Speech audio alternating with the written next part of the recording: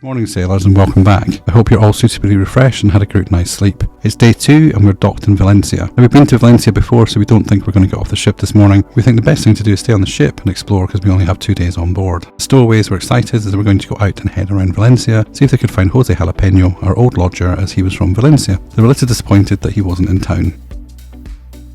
We met up in the Windjammer for breakfast. We both had some smashed avocado on toast. I also had some granola strawberry yogurt and a banana. The Windjammer on Wonder of the Seas is on deck 15 aft. It overlooks the pool and sports zones at eye level, or if you look down to the boardwalk you can sit and people watch.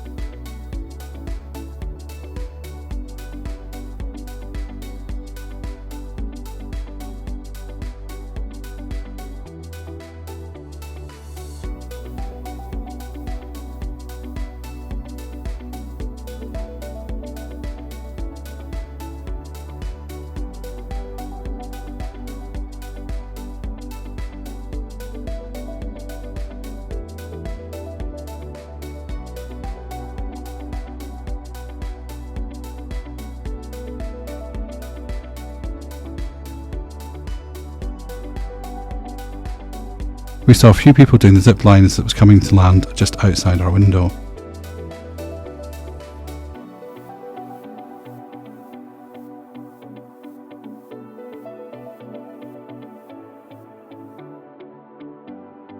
After breakfast I went to get a picture of the spaceman and the bleachers from across near the big screen.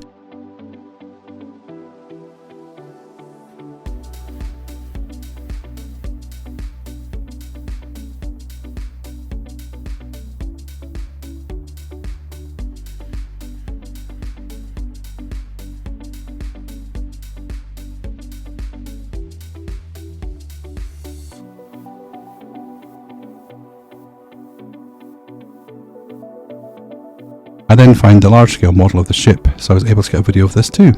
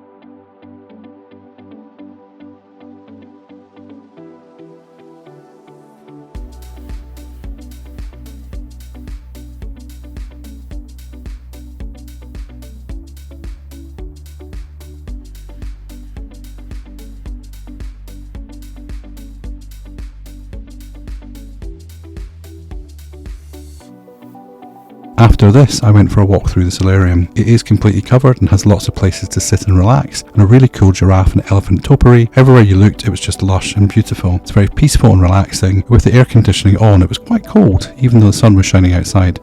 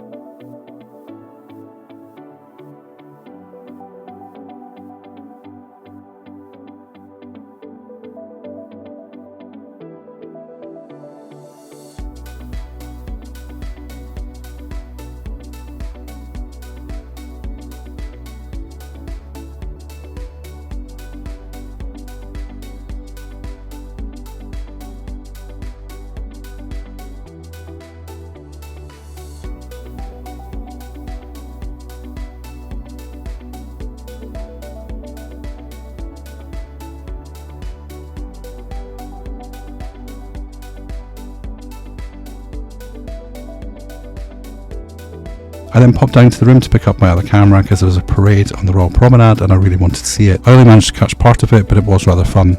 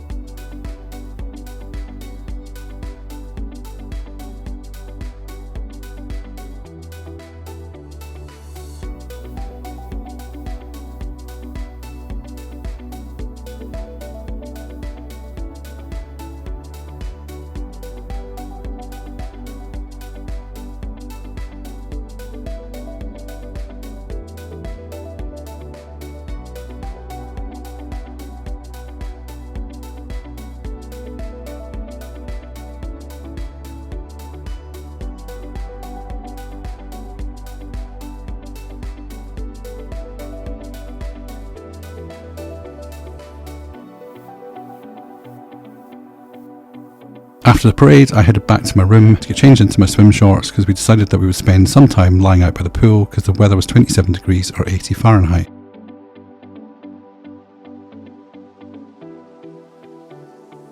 We sat out in the sun, enjoyed some time in the hot tub. Paul got himself a Malibu ice bucket drink from the lime and coconut bar. I didn't want to stay out in the sunshine for too long because we didn't pack any sunscreen, so I went inside and decided I'd sit in the balcony because it was a little bit more shaded and it was just so nice outside. I started to read my book and then felt myself dozing, so I left the window open and laid in the bed instead. As I started dozing off, I got a message from our friends George and David, who were also on board. They were heading down to Park Cafe for a late lunch and asked if I wanted to join them. Park Cafe is one of my favourite places, so I did. Again, it's so lovely to see them because we haven't cruised together in a very long time for various reasons. It was really lovely catching up with them. And then Paul did join us a little bit later. I had a lovely chicken and ham salad with a slice of roast beef and not to forget a glass or two of root beer.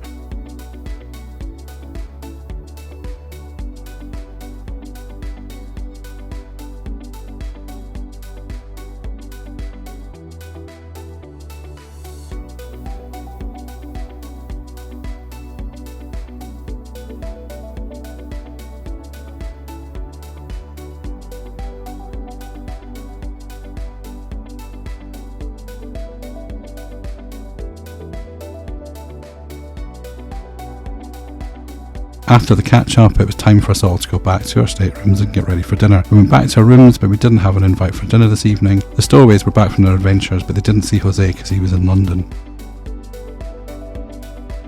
For dinner this evening, we headed down to Central Park, which is in the middle of the ship. We went down to Giovanni's kitchen, we managed to get a slot in the restaurant, and we sat outside in Central Park. It was so lovely to be out there, and when you're seated, you forget that you're actually on a cruise ship, because you do think that you're somewhere in a city eating just in a park.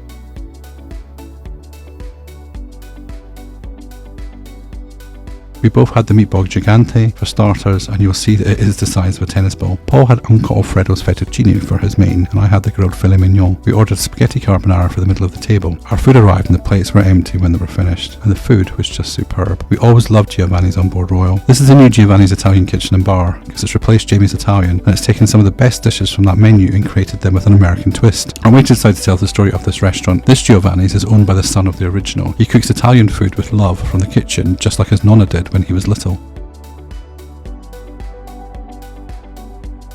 After dinner, we went for a look in the Royal shop to see if we could get a model of the ship and if they had any nice inaugural season merchandise. They didn't, which was really poor of them. And a massive revenue loss for sure. We bought a fridge magnet and that was it. They had sold out some of the t-shirts in the transatlantic crossing from America, and the ones that they had left were just not that appealing. We then walked around outside on the promenade. There were some arcade games out there and I wanted to play them because they had a basketball one. It was quite good fun. They were free, but it is normally a $2.50 charge for them. I wanted to have a ride in the carousel, but didn't want to do it on my own. We went to Johnny Rockets and ordered a vanilla malt and strawberry milkshake. The shakes are always good in here. I then saw people on the carousel, so I ran to get on, but it was already in motion. Ooh, I'm going to have to wait. It finished and it was time for me to have a go. I got on my horse, we were ready to go. The woman pressed the button and it went boom. It had broken down. So I didn't get to ride the carousel after all. But I have done it before in Harmony and Symphony, so I'm not too disappointed.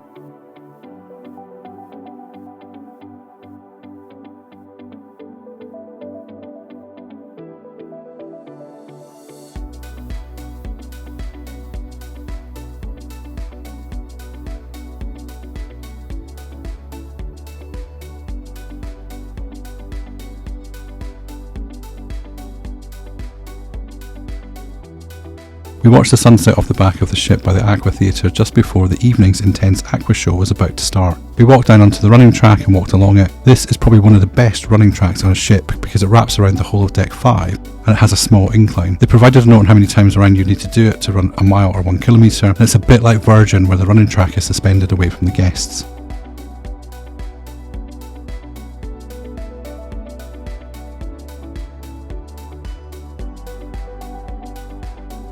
As it was getting late, it was then time to head back to our staterooms. I went back to put the devices on charge, pack what little I had with me because this was just a long weekend away. The stowaways were eagerly awaiting my return because they wanted to start the movie The Lost City with Sandra Bullock and Channing Tatum.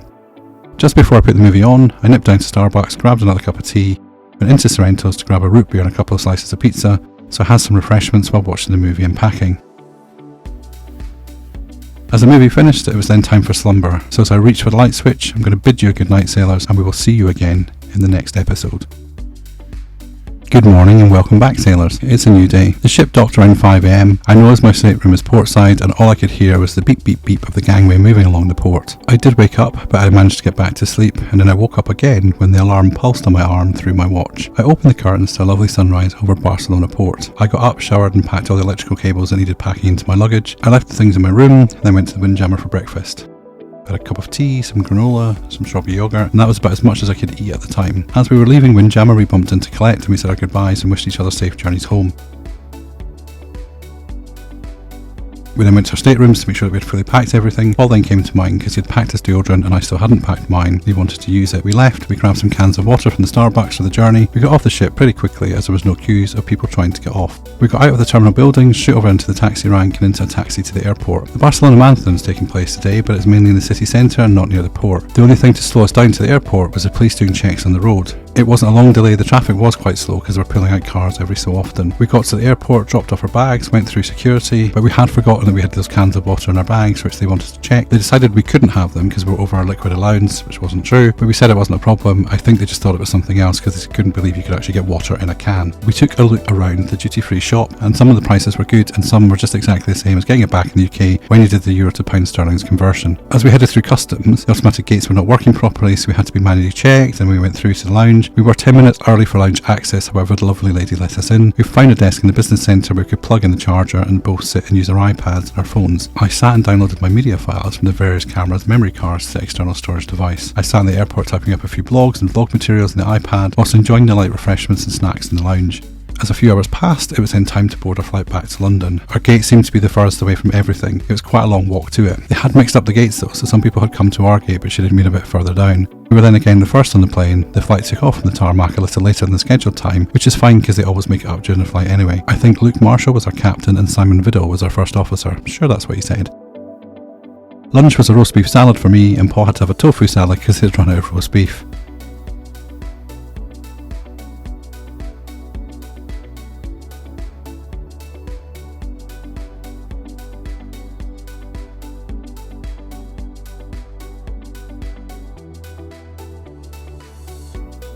The flight felt like it was over before it started. We landed at London Heathrow, we got through border control, had a visit to the bathroom, collected our luggage and headed all the way down to the underground to get the train home.